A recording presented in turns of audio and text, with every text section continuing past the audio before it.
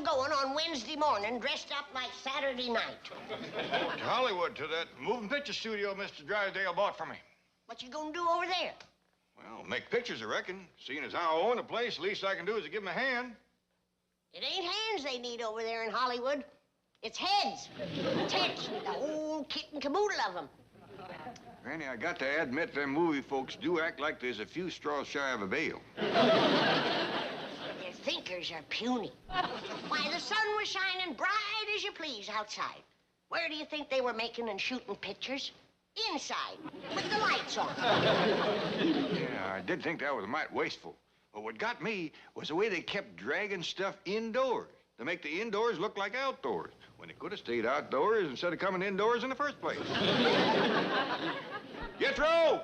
If you take my advice, you'll forget the whole crazy business. Well, now, Granny, Mr. Drysdale must be counting on me to make movies. Why else would he buy me a movie studio? It's a real estate investment. Real estate investment? A movie studio? Of course. It's the land that's valuable.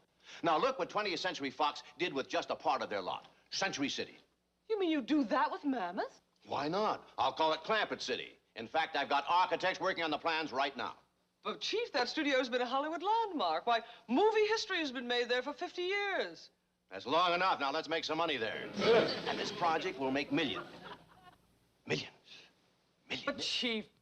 Never interrupt me when I'm saying that word. Mr. Drysdale, you may have a steel vault for a heart, but suppose Mr. Clampett wants to continue making movies at Mammoth. That's very funny. If there's one thing in this world that would not appeal to Jed Clampett, is the phony, tinsel, and nonsense business of making movies. What kind of movies are you going to make, Paul? Well, they tell me that the best kind is what they call hits. So I reckon I'll make mostly them. How about making one with critters? I might do that. That Rin Tin Tin and Strongheart does right good. You can use any of my critters you want to. Well, thank you. I'll study on it. If that Jethro don't get down here and drive me over to the studio, I ain't gonna have time to make more than 1 or 2 movies today. Jethro, what's keeping you? Come on down here. Jed, I put up some victuals for you to take along. I thought you was getting me going. Well, I've been thinking it over. We ain't seen a good movie since we left the hills.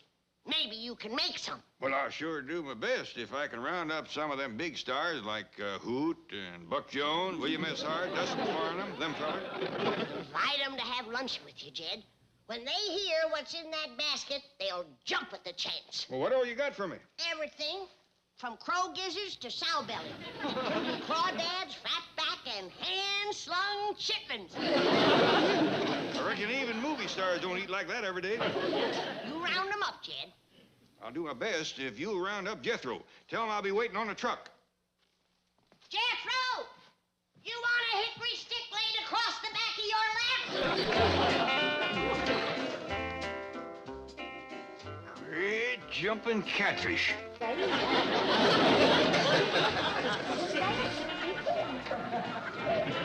What in tarnation is this? Well, they's actors, Paul. They's up here to make a whole passel of critter pictures, and they'll work for board and keep. Won't you, fellas? Now, quieten down. Telling me I can't tote all these critters to the studio? Oh, Paul. Well, I'll tell you what. Duke is the oldest. He's been with us the longest. I'll bring him with me today, and then if he makes a good picture, we'll talk about the rest of them. Now, get everybody else off the truck.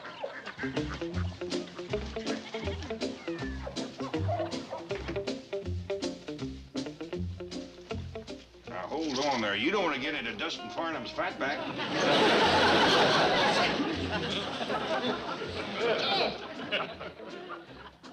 Jed, listen. Granny, you ought to see the mess I found outside. You ought to see the mess I found upstairs. Jethro? Yes. He said that you told him he could be a movie producer, and now he's gonna look like one.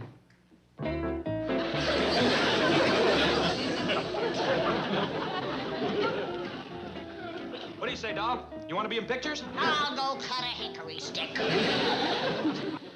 J.D., the way I size up this here picture biz, you have got to be boffo at the box office to recoup your widescreen. And I mean, that's even before the director yells negative. There is producer talk. What does it mean? I don't know. But I seen these producers over at your studio yesterday. And that's the way they talk. And this is the way they looked. You mean getting green around the gill? You want to take him to the woodshed, or should I? Granny, I kind of think that cigar done whooped him first. Uncle Jed, would you mind if I commence producing movies tomorrow? Oh, go on up and go to bed, then.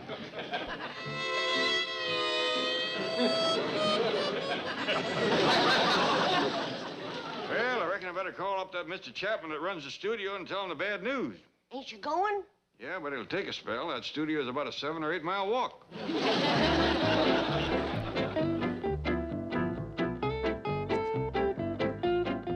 No wonder Drysdale wants to turn this studio into a real estate development. We haven't shown a profit in 2 years, and you're supposed to be my 4 top producers. Have you turned out a money-making picture in the last 2 years? No, sir. How about you? No, sir. You? Oh, no, sir. No, sir. A fine bunch of nephews you are. Well, just don't sit there. Somebody answer the phone.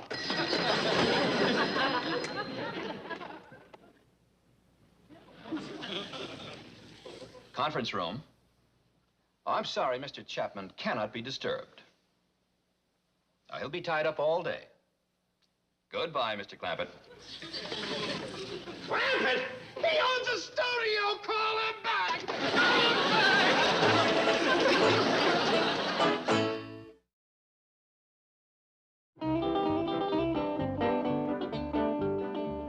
Well, that sure is mighty friendly of you, Mr. Chapman, but I can walk over easy as not. No, no, no. If you're sure you want to come, I'll send my car for you. Oh, you're sure, huh? Okay. Somebody go and get Mr. Clampett.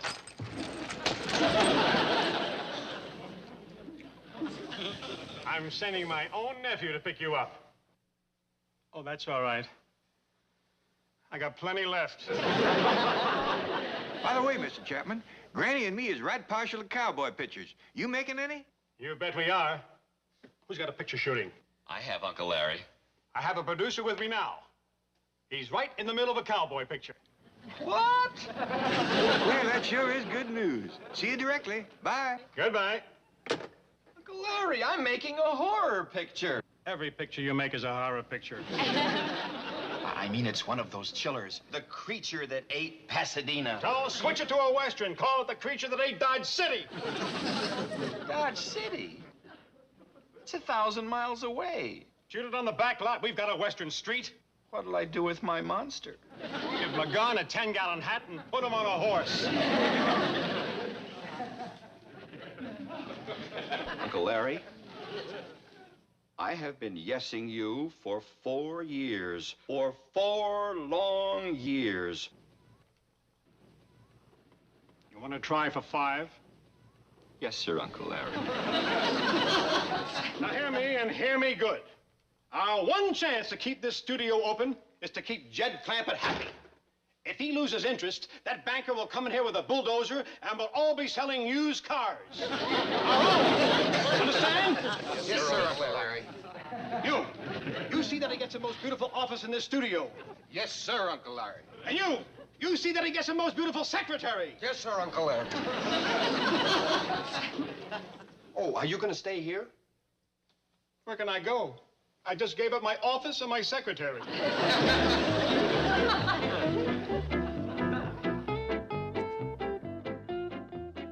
Come on, hurry up. The front gate said Mr. Clampett just arrived. Well, we won't have time to put his name on the door. That's all right, just as long as you get mine off. Mr. Clampett, welcome to Mammoth Pictures, home of the cowboy movie. Yeah, thank you. This is my old hound dog, Duke. A magnificent animal. Let me help you. Let me take this. What is it? There's everything in there from crow gizzards to sow belly. We can get a steak from the commissary. He doesn't need to eat junk like that. The victuals is for me. Excuse me. Miss Swenson, this lovely young lady is Miss Swenson. She's going to be your secretary. Yeah, howdy, ma'am. How do you do, Mr. Clampett? She'll be your girl Friday. Oh, well, I'll see you then. No. That simply means she's going to be your assistant. She'll have the office next to yours and be at your beck and call constantly. Now, would you mind showing Mr. Clampett to his office, please? I must be running. Excuse me, please. Certainly. Right in here. Well, so long. Come on, Duke. Well,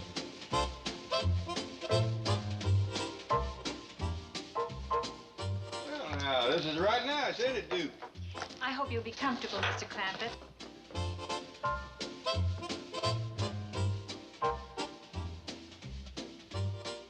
Hey, you got a right nice office, too. Oh, no, Mr. Clampett, this is yours. I'll be out there in the reception area. Oh, well, all right, if that's the way you want it. Yes, it is. You see, I'll be taking calls and receiving visitors. Pretty as you are, I bet you get a lot of them, too. Oh, no, Mr. Clampett, you're the one who'll have the callers. Oh, that's mighty flattering of you, ma'am, but don't let these fancy duds fool you. I ain't much of a ladies' man. Yes. Well, is there anything I can do?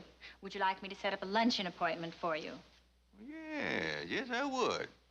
I'd like you to invite Hoot Gibson, William S. Hart, and Dustin Farnham to come over and share victuals with me. Well, you too, of course. Mr. Clampett, you must be joking. Shucks, no, there's plenty here for all of us. How's Jethro feeling, Granny? Good as new. I tonicked him back with my special forest mixture. Sulfur, sassafras, snakewort, and celery. Good for man or beast. You want some? Oh, no, Granny, he's feeling just fine. Well, go tell your pa that Jethro will drive him over to the movie studio. Oh, well, Pa's gone. Big fancy car come and got him. Well, I reckon Jethro will drive over by himself. I never did see a boy so anxious to commence being a movie producer.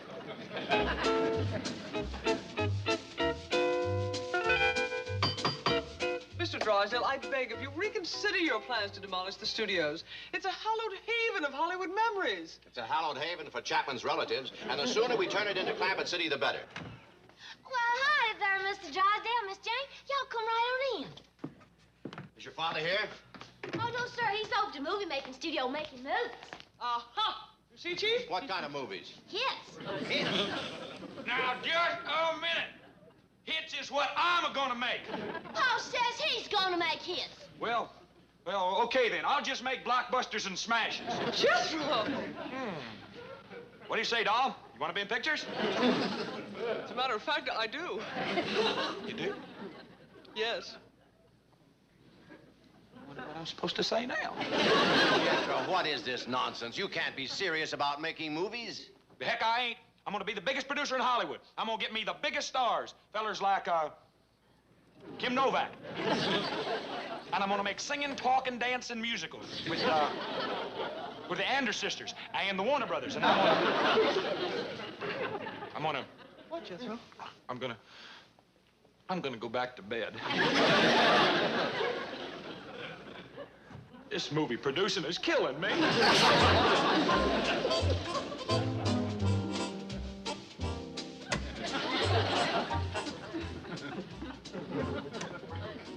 Oh, excuse me, Mr. Clampett.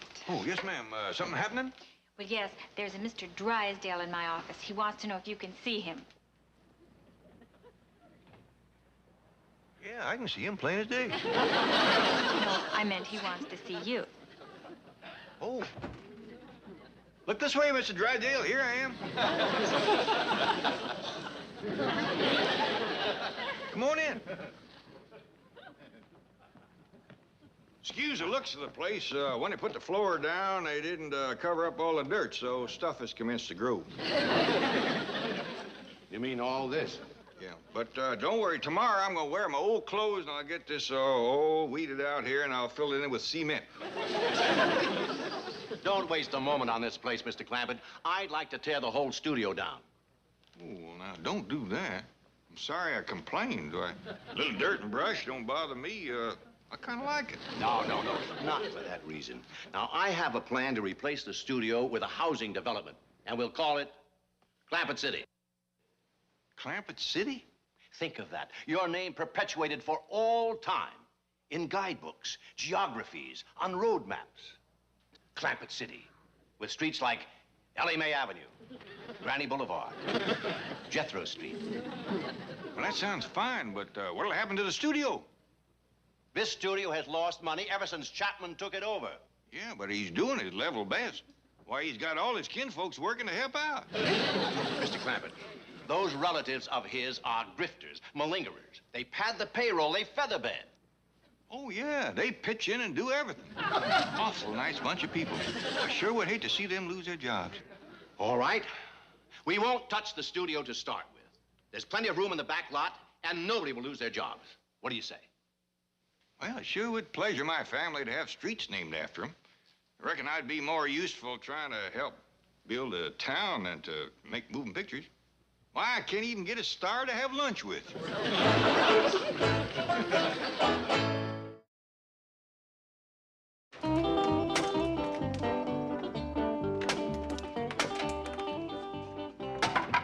Jethro, you can put them stakes on the truck. I reckon we got enough to lay out our streets.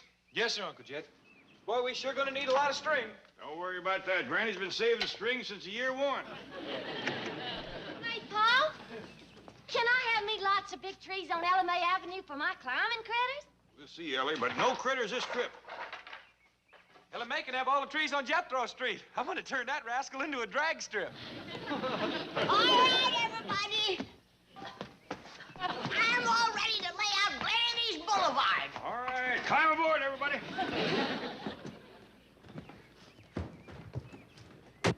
Jed, where did you say our town's gonna be? Oh, out behind the studio on something they call a back lot. Clampett City, here we come.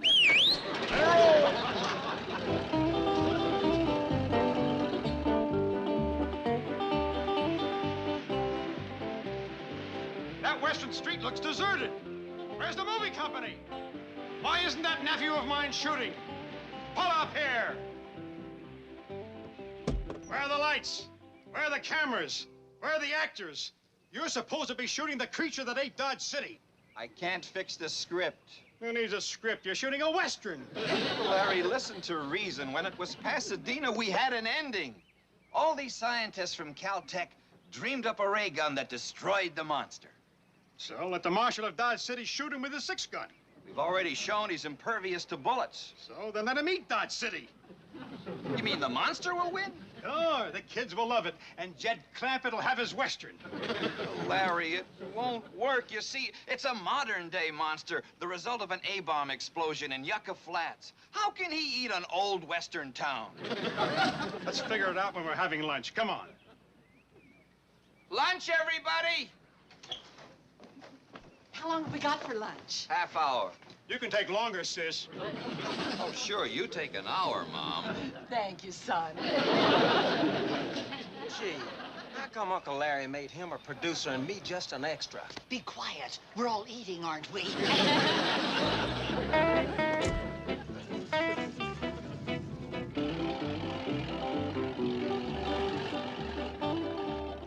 This here is what they call the back lot, Uncle Jed. Nice open country. How will we know when we get to where our town is gonna be?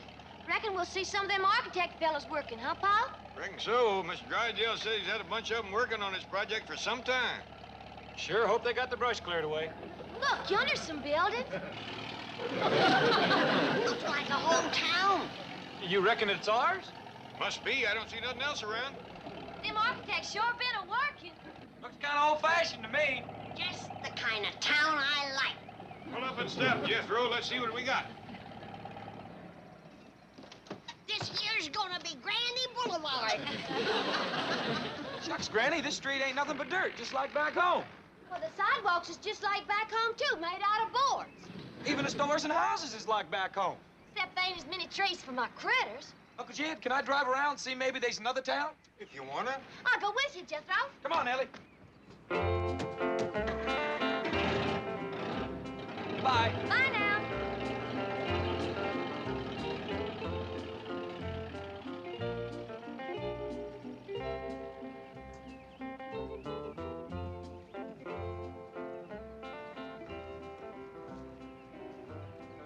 I'm glad it looks like back home. I've been missing a place like this. You know, Granny, I bet you that's why Mr. Drysdale had them architect fellas to build it this way. He knew it would please you. You ain't fooling me, Jed Clampett. I can see that it pleases you, too. It does for a fact, Granny. You know, it seems like people is friendlier in little towns like this. Of course they are. Not standoffish like them highfalutin folks of Beverly Hills. I kind of get the feeling you'd rather live here than in the mansion. Oh, Jed, could we? I don't see why not. It's our town. Hallelujah! We'll get us the nicest bunch of neighbors that ever borrowed a cup of sorghum. All right, let's try a run-through before the crew gets back.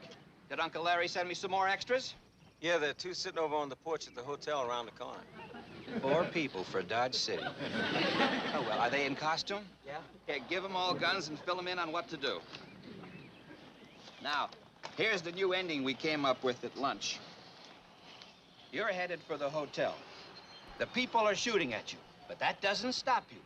Mom comes out, starts beating on you. You knock her down, walk right over, right on into the hotel, and you start to tear the place apart. Fine hotel. Ain't one room in the whole place. Well, I reckon maybe them architect fellas just ain't had time to finish it. Give us something to do. Look, Jed, here come some folks. Well, our first settlers. Doggies, Granny, looked to me like that man a toting gun. Hope we ain't got troublemakers right off the bat. We'll soon find out. Howdy, folks. Welcome to town. Hi, here's a gun for you. Here's one for you. Here's yours, Mom. Thanks, son. What do we need these for? Well, shoot the monster. Creature from Yucca Flats. Why do we want to do that? To keep him from coming into town. Well, now, hold on. Granny and me were just having a talk about that.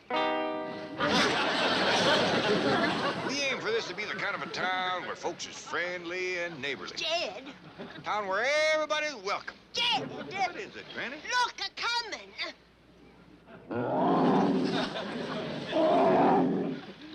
Wait. Sure grew 'em tall over the Yucca Flats. Tall and ugly. Now, hold on, ma'am. I grant you he might not be your first choice for a moonlight hayride, but that ain't no call to go shooting at him, especially his first trip to town. Why, a good hot bath and a nice...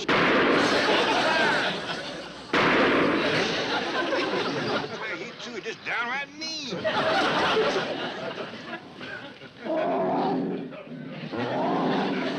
Look, Jed. They're going after him tooth and nail. Well, they ain't making him feel a bit welcome. Uh-oh. They got his dander up now. Howdy, stranger. How are things in Yucca Flat?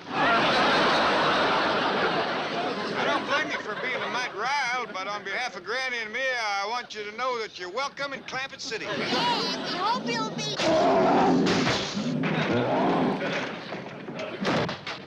Get out of here, Granny. You think he's mad now? Wait till he finds out there ain't no rooms in that hotel.